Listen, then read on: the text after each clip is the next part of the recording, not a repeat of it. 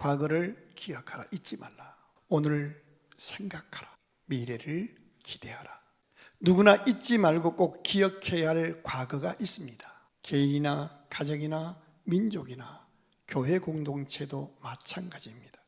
돌아보니 과거에 나에게 우리에게 베풀어 주신 하나님의 은혜와 사랑, 그거 잊지 말라는 겁니다. 그리고 하나님의 섭리와 은혜 가운데 만나서 교제하고 동역하고 동행하는 사람들의 고마움도 잊지 말라는 겁니다.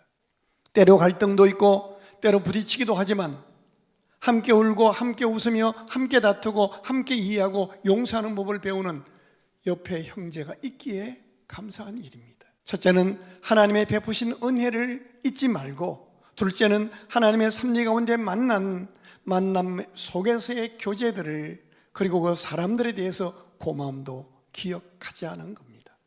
뿐만 아니라 오늘 하나님이 내게 베풀어 주신 은혜와 축복들이 무엇인지를 누릴 줄 알고 감사할 줄 알자는 겁니다.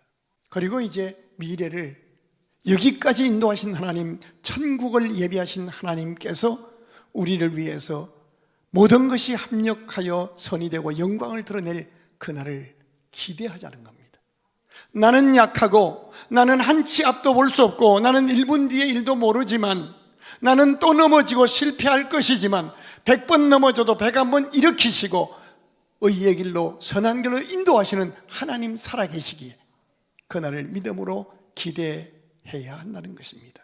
오늘을 생각하는 것, 오늘 이 형편에서 나를 향하신 하나님의 뜻이 무엇인지, 오늘 나를 이 교회로 인도하셨을 때 이 교회를 통하여 내게 베풀어 주실 은혜와 축복들이 무엇인지, 그리고 그 은혜와 복을 누릴 뿐 아니라 그것 가지고 내가 감당하여 하나님 앞에 설 때에 받아야 할 상급, 내가 오늘 감당해야 할 사명이 무엇인지를 기대하고 분별하라는 겁니다. 그런데 의외로 많은 그리스도인들이 이 세 가지 가운데 과거를 기억하는 것, 오늘을 생각하는 것, 미래를 기대하는 것 중에 한 가지 혹은 두 가지를 망각하거나 소홀히 하는 데 문제가 있다는 사실입니다. 어떤 사람은 과거에 사로잡혀 오늘을 회색빛으로 살아갑니다. 살다 보면 상처받을 수 있습니다. 억울한 일 만날 수 있습니다. 갈등할 수 있습니다. 실패할 수 있습니다. 열등감에 몸부림할 수 있습니다. 그런데 그 과거에 받은 상처의 그 쓴뿌리를 해결하지 못하고 발목 잡혀서 인간관계를 불신 속에 냉담자가 되어 회색빛으로 살아가는 사람도 꽤 많습니다. 어떤 사람은 얼마든지 누구보다 감사할 제목이 너무 많은 은혜와 복 중에 살면서도 감사할 줄 모르고 그냥 오늘을 잃어버린 채 하루하루 끌려가는 삶을 삽니다. 어떤 사람은 먹고 살만한데 누구보다 멋지게 사명 감당할 수 있는 기회도 직분도 주셨는데 세상살이에 휩쓸려서 미래를 향한 꿈도 희망도 없이 사명을 다 내려놓은 채 살아가는 사람도 있습니다. 오늘 본문에도 어느 누구보다 큰 은혜와 사랑을 받은 사람들이요, 누구보다 감사할 조건이 많고 어떤 사람보다 힘차게 살아서 하나님을 기쁘시게, 사람을 복되게, 민족을 복되게 하는 삶을 살 수 있도록 기회를 부여받아 놓고도 정작 하나님 마음을 아프게 하고 그로 인해서 자기의 후손들에게 축복이 아닌 환난과 엄청난 시련을 물려주는 안타까운 얼굴들이 소개되고 있습니다. 3장 11절 같이 보십시다. 시작. 그 땅이 평온한 지 몇 년에? 40년에 그나스의 아들 온니엘이 죽었더라. 온니엘 한 사람 때문에 그 땅이 40년 편안해진 거예요. 그런데 10절 읽어보실까요? 시작. 여호와의 영이 그에게 임하셨으므로 그가 이스라엘의 사사가 되어 나가서 싸울 때에 여호와께서 메소포타미아 왕 굿산 리사라임을 그의 손에 넘겨주심에 온니엘의 손이 굿산 리사라임을 이기니라. 이 온니엘이란 사람의 이때 나이가 80세가 넘은 사람입니다. 시니어입니다. 이때 민족이 어떤 일을 겪었느냐, 메소포타미아라는 나라에 굿산 리사다임이라는 악한 왕이 쳐들어와서 이스라엘을 짓밟아 8년 동안을 압제하고 있는 상황이었습니다. 너무 기가 막힌 상황이었습니다. 8년 동안 그렇게 고통당하던 이스라엘 백성들이 하나 기억한 것이 있어요. 자기들의 믿음의 선조들이 완벽하게 덕이 되고 완벽하지도 않았지만 삶의 도상에서 자신들의 힘으로 어쩔 수 없는 환난 만났을 때에 있는 모습 그대로 하나님 앞에 엎드려 하나님의 성전에 올라가 부르짖어 기도했더니 하나님이 그 기도를 들으시고 생각지 못한 사람을 세워서 구원하신 것을 본 기억이 있던 거예요. 그래서 8년 동안 주일도 못 지키고 8년 동안 지긋지긋하게 압제를 당하는 삶의 고통 속에 살다가 드디어 부르짖어 기도하기 시작했던 거예요. 그렇게 부르짖어 기도했더니 하나님이 이상한 사람 하나를 데려왔는데 그때 데려온 사사의 이름이 온니엘이라는 할아버지를 데려온 거예요. 생각해 보세요. 강력한 나라 메소포타미아의 굿산 리사다임, 우리말로 번역하면 독짓는 늙은이, 그런 아주 악한 왕이 와서 짓밟았어요. 그러면 기도하면 막 무슨 이스라엘의 모사드가 온다든가 막 이런 어마무시한 특전대가 와야 되는데 80이 넘은 할아버지 한 분이 나타난 거예요. 근데 그 할아버지 시니어가 자기 힘으로가 아니라 여호와의 영이 임하심으로 하나님의 역사로 말미암아 메소포타미아 왕을 해결하고 8년 동안의 결박을 해결하고 그 땅에 40년 동안 평안을 누리게 되었다는 겁니다. 한 사람의 헌신이 이렇게 귀합니다. 지금 우리나라가 5,038명인가 뭐 그렇다고 해요. 그런데 5천만 명이 넘는 남한의 인구 가운데 65세 이상 된 시니어 1,051만 명이에요. 1,051만 명. 앞으로 한국 교회가 이 시니어에 대한 눈이 열리고 이분들에 대한 사역을 제대로 감당하는 교회가 살아남을 거예요. 다음 세대 안 오는 거에 염려하는 것이 아니라, 함몰되는 것이 아니라 이분들에 대한 사역을 어떻게 할 것이냐. 우리 교회에 나오시는 어르신들, 난 나이가 많은데 그렇게 생각하지 마세요. 이 온니엘은 86세예요. 모세도 80세 때 사명을 받고 이스라엘 민족을 애굽에서 건져냈어요. 아브라함도 75세에 신앙생활을 시작해서 믿음의 조상이 된 거예요. 우리의 다짐입니다. 바로 저와 여러분 10절 다시 한번 읽어봐요. 이 온니엘이 뭐 공부를 많이 하거나 능력이 있거나 그런 거 아닙니다. 같이 읽어요. 시작. 여호와의 영이, 성령이 그에게 임하셨으므로 그가 이스라엘의 사사가 되어 나가서 싸울 때 온니엘의 손이 굿산 사람을 뭐 아니라 이기니라. 여러분이 무슨 계약권이 있어요. 그런데 연세 많으신 어머니에게, 권사님에게, 아버지에게 기도 부탁했어요. 연세 많은 아버지, 할아버지가 눈이 어두워서 앞도 잘 못 보셔요. 그런데 그 자식의 계약 있다는 말을 듣고 울면서 부르짖어 기도했어요. 그때 성령이 계약 담당하는 그 사람 마음에 임하실 때에 이기게 하시는 거예요. 바로 이런 일이 일어났던 거예요. 바로 저와 여러분이 그 믿음의 주인공이 되어서 본이 되고 덕이 되고 복이 되는 삶을 살게 하여 주시옵소서. 그런데 그렇게 귀한 온니엘이라는 한 사람의 헌신으로 40년 평안을 누리게 되었을 때 백성들의 모습이 어떻게 드러나고 있다고 보면 적어납니까? 과거를 기억하고 오늘을 생각하고 미래를 기대하면서 감사했으면 얼마나 좋겠어요. 그런데 인간의 죄성은 그렇지가 못합니다. 등 따시고 배부르면 또 병이 도집니다. 12절을 보겠습니다. 시작. 이스라엘 자손이 또 여호와의 목전에 뭐를 행하여? 악을 행하여. 이스라엘 자손이 여호와의 목전에 악을 행함으로 여호와께서 모압 왕 에글론을 강성하게 하사 그들을 대적하게 하시매. 조금만 평안해지고 먹고 살만해지면 어김없이 도지는 병, 스스로 높아지는 신앙적 교만과 무질서, 하나님보다 더 의지하고 교만하고 의지하고 숭배하는 그것. 자, 3장 7절 읽어봐요. 그들이 어떻게 했는지. 시작. 이스라엘 자손이 여호와의 목전에 악을 행하는데 자기들이 하나님 여호와를 뭐하고? 나를 인간으로 태어나게 하시고 여기까지 인도하신 하나님, 천국을 예배하시고 의의 길로 인도하시는 함께 하시는 하나님을 잊어버리고 대신 두 가지를 섬기는 거예요. 바알과 아세라. 바알은 남성신인데 부자의 신이에요. 아세라는 여성신인데 쾌락의 신이에요. 여러분, 세상 사람들이 추구하는 것 두 가지 아니에요? 뭐니 해도 인간이 행복하려면 돈이 있어야 되고 즐길 수 있는 쾌락이 있어야 된다, 그거 아니에요?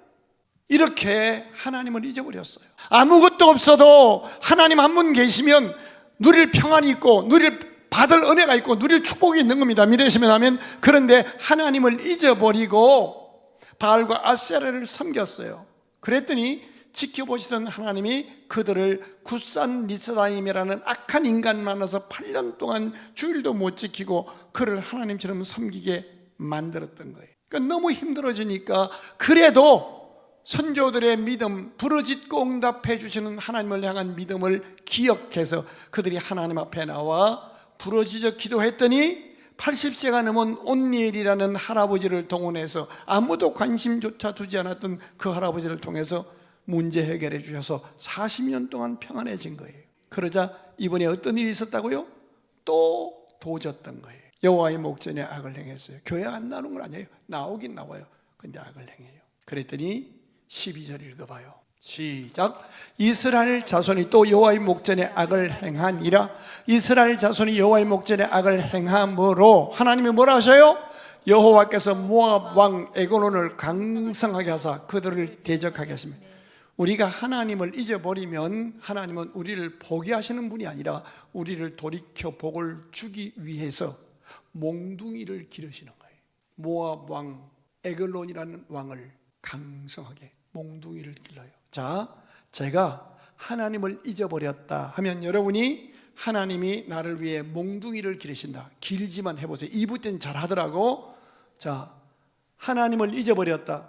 이게 녹화되고 방송 나가는데 이게 하나님이 잊어버렸다. 자기가 따라해. 그러지 말고 내가 하나님을 잊어버렸다면 여러분은 하나님이 누구를 위해? 나를 위해 뭘 기르신다? 몽둥이를 기르신다. 하나님을 잊어버렸다. 자, 13절 한번 읽어봐요. 에글론이 암몬과 아말렉 자손들, 이게 아예 몽둥이가 연합군을 형성해 가지고 와서 이스라엘을 쳐서 뭐를 점령해요? 종려나무 성읍을 점령하니라. 종려나무 성읍, 이스라엘 민족들이 제일 자부심과 긍지를 가지고 자랑하는 것, 그거를. 자, 결과를 보겠습니다. 발음 잘 하셔야 돼요. 14절 같이 읽겠습니다. 시작. 이에 이스라엘 자손이 모압 왕 에글론을 18해를 성에, 이 하나님을 성경은 만유의 주제, 역사를 주관하시는 하나님이라고 표현해요. 개인의 역사, 공동체의 역사, 나라와 민족의 역사를 주관하시는 분이세요. 잠언서 16장 9절에 보면 사람이 마음으로 길을 계획할지라도 그 걸음을 인도하는 것은 누구니라? 살아계신 여호와시니라. 불신앙과 불순종, 영적인 교만과 무질서의 결과가 이렇게 무서운 것이에요. 그럼에도 정말 다행스러운 것은 선대들의 삶을 통하여 그 선대들의 삶이 모든 면이 완벽하게 덕이 되고 본이 됐던 것은 아니에요. 시마다 때마다 넘어지고 악을 행했던 모습도 있어요. 그럼에도 불구하고 그 선대들이 자신들의 힘으로 감당하지 못할 어려운 일을 만났을 때 있는 모습 그대로 하나님 앞에 나가 부르짖어 기도하는 모습, 하나님의 언약을 붙잡고 부르짖어 기도하는 모습과, 그렇게 부르짖어 기도했을 때 하나님께서 누구를 동원해서라도 반드시 구원하셨던 것을 기억했던 거예요. 몇 년 만에? 18년 만에. 그리고 부르짖기 시작합니다. 15절 읽어봐요. 시작. 이스라엘 자손이 여호와께 부르짖음에 여호와께서 그들을 위하여 한 구원자를 세우셨으니 그는 베냐민 사람 게라의 아들 왼손잡이 에옷이라. 지난번에는 온니엘이라는 노인을 쓰셨죠. 여기 그대로 두십시오. 성경에 분명히 이스라엘 자손이 몇 년 만에 부르짖은 거예요? 18년 만에 여호와께 부르짖음에 여호와께서 그들을 위하여 한 구원자를 세워 이렇게 하셨어요. 믿음의 사람이 있는 모습 그대로 하나님 앞에 나와 부르짖어 기도하면 하나님은 누구를 동원해서라도 구원의 역사를 펼치시는 살아계신 하나님이십니다. 이때 쓰임받은 사람들을 사사라 불렀던 거예요. 하나님은 우리 과거를 묻지 않으셔요. 오늘 부르짖어 기도하는 그 모습에 주목하셔요.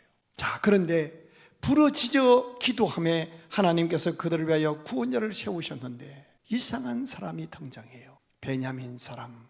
베냐민 지파는 이스라엘의 12지파 가운데 이스라엘 민족이 어려운 일을 당할 때마다 나타나서 무사 집안이에요. 민족을 구원해냈던 그런 자랑스러운 지파예요.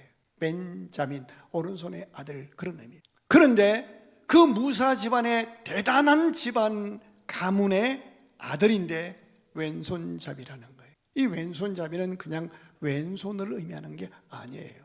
성경에 보면 오른손은 권위의 상징, 축복의 개성, 이런 여러 가지 상징을 의미해요. 무사 집안에서 왼손잡이라 하는 말은 핸디캡 퍼슨, 육체적 장애가 있는 그런 의미를 표현하는 거예요.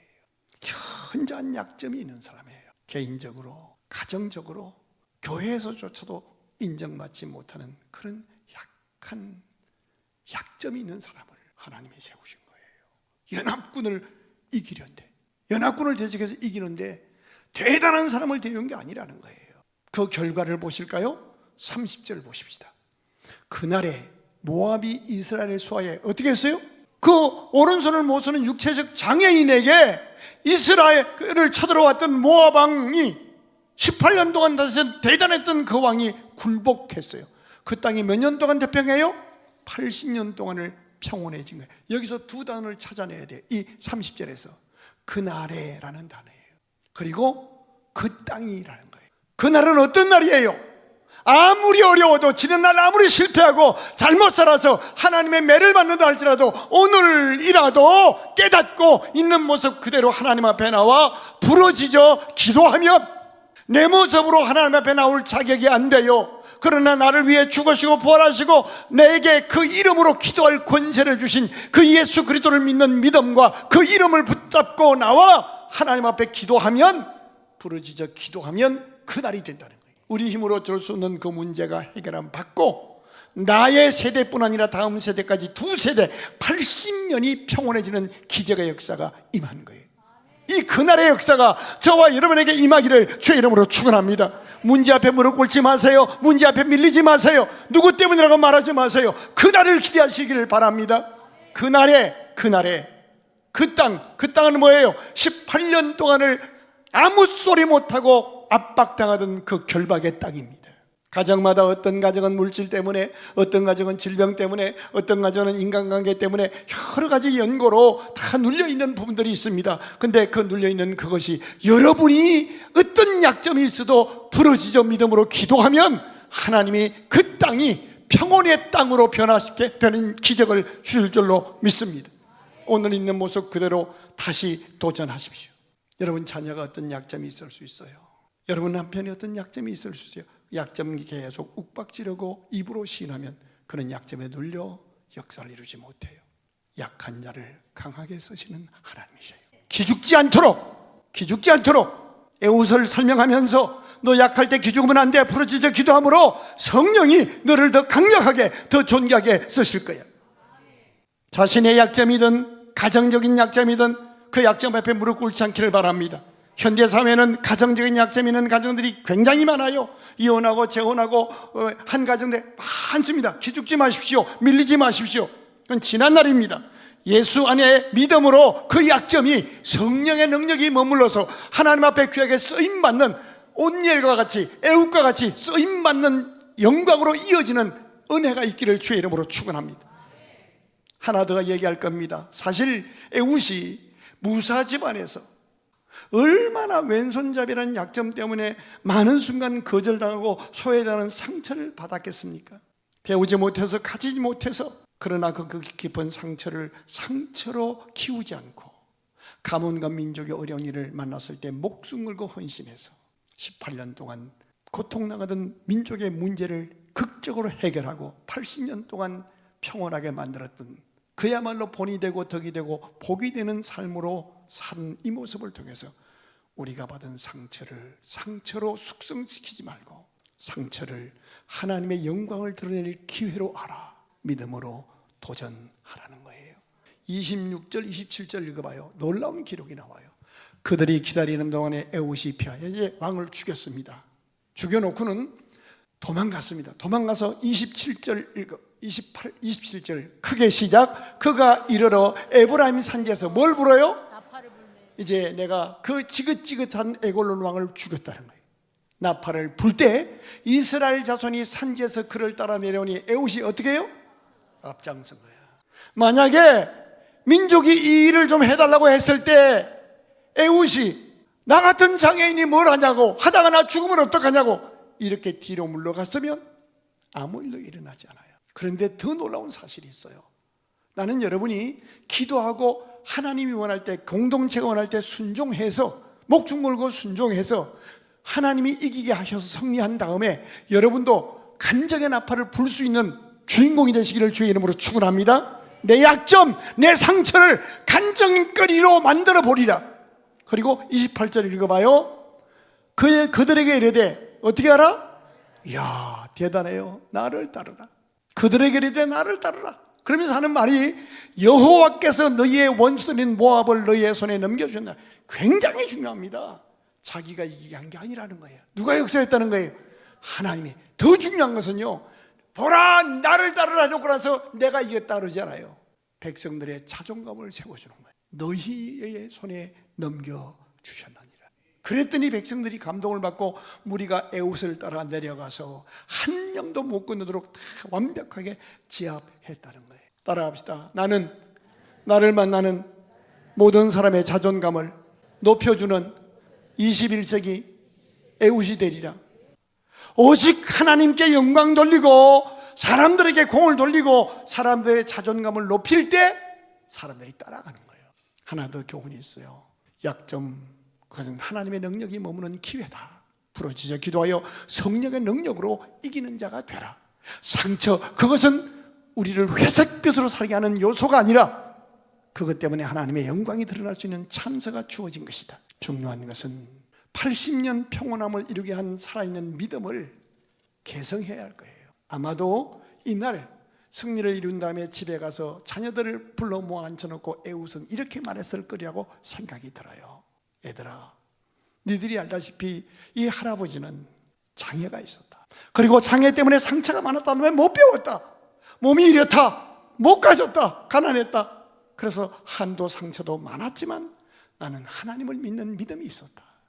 그분의 약속을 믿고 부르짖어 기도했고, 나는 능력이 안 되지만 교회가 원하고 민족이 원했을 때 나는 죽으면 죽으리라 그 부름 앞에 순종했더라. 그랬더니 하나님이 나도 살렸고 민족도 살렸다.